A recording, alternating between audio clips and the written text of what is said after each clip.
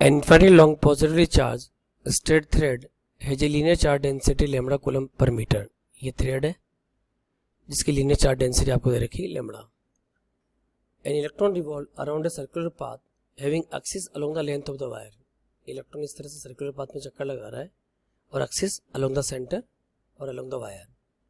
The graph that correctly represents the variation of the kinetic energy of electron as a function of the radius of the circular path. यानी हमें kinetic energy और radius में relation निकालना है. If I say this radius is r, अगर यहाँ पे electron आपका रखा हुआ है तो इलेक्ट्रॉन पे जो फोर्स लगेगा उस फोर्स की वैल्यू क्या होगी, q इंटू ई. यहाँ पे q की जगह इलेक्ट्रॉन का चार्ज आ गया e into E. This equal to E. Electric field at a distance r from the infinite line charge given by 2k lambda by r. तो ultimately force can be written as 2k lambda E upon r.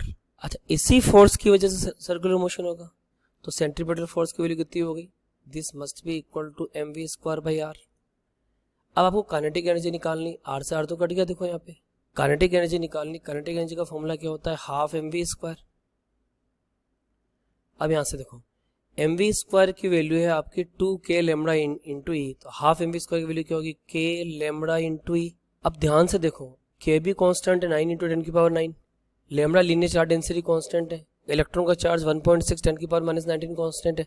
तो kinetic energy की overall value क्या होगी, constant. Constant है तो आपका graph क्या आएगा, स्ट्रेट लाइन, यानी रेडियस से कोई लेना देना नहीं है. तो दैट इज द ऑप्शन 2. तो correct answer of this problem is option